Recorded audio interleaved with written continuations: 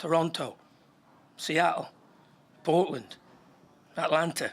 You know, you keep going. These are storied franchises who've spent fortunes and money. It's not easy, and we shouldn't take it for granted. But the players can, you know, a lot of pride in what we've done. 4 years on the trot.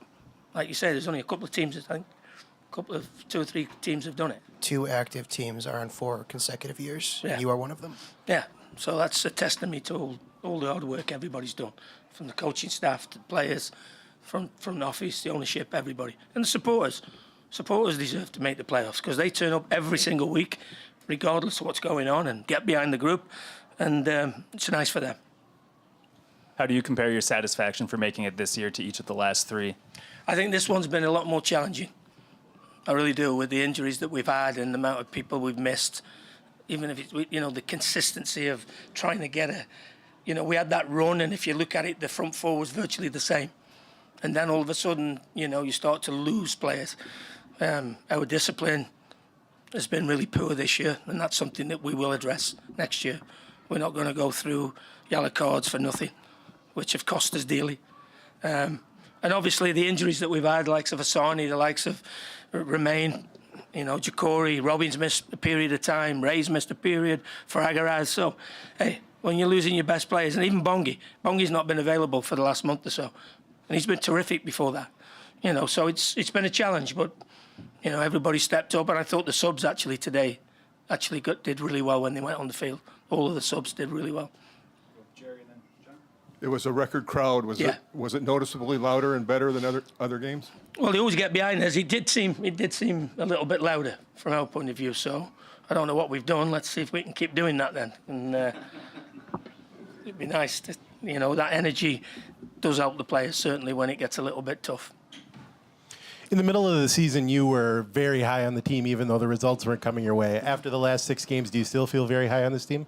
I do, yeah. You know, I just said there on the TV that we've been to LA and won. We've been to the Galaxy and won. We've been to Dallas. We've been to Nashville. This group can win games anywhere, and we've proven that in the past. Now, is it going to be easy in Dallas? No, it's not. But do I think that we can go there and win? For sure I do. And then anything's possible.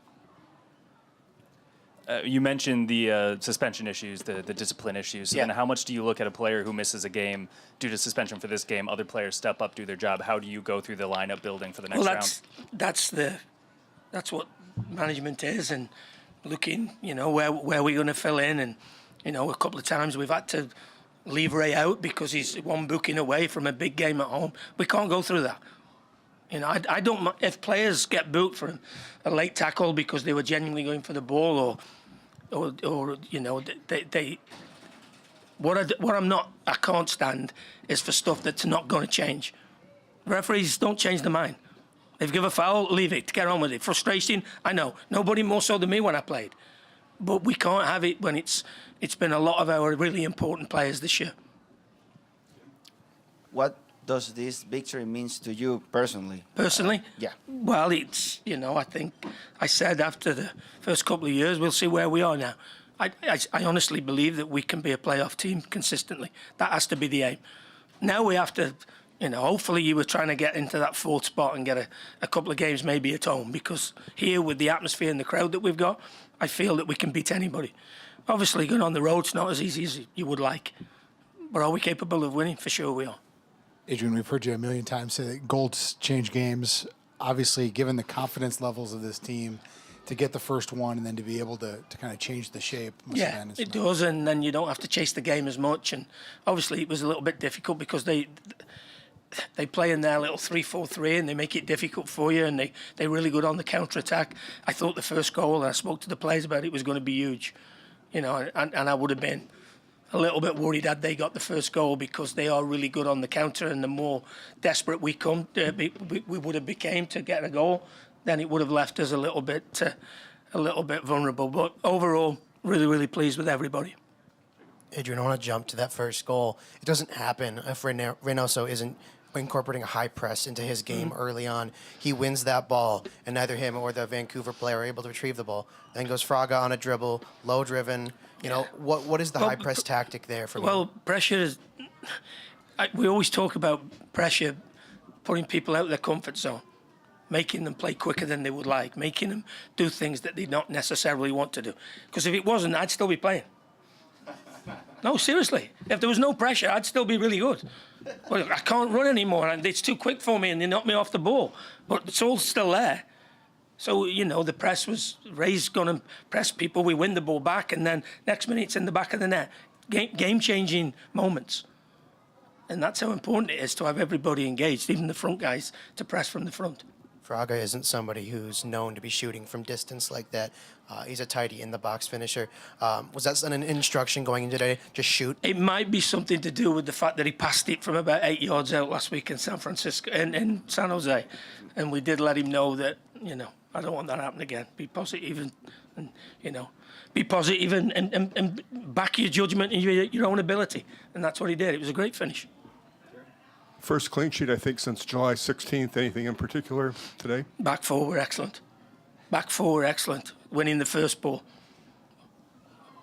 Coach, you were speaking about players that came up to the situation due to Kevin Arriaga not being available. Robin Lott came back to the lineup. Yeah. Then Joseph Rosales comes in, goes with an assist. How depth do you think you experience? Robin's, on a stretcher and that he's that tired. He's not done an awful lot for 3 or 4 weeks, and he's to put the shift in that he's done, but he gives us that little bit of composure and a little bit of physical presence in the middle of the pitch.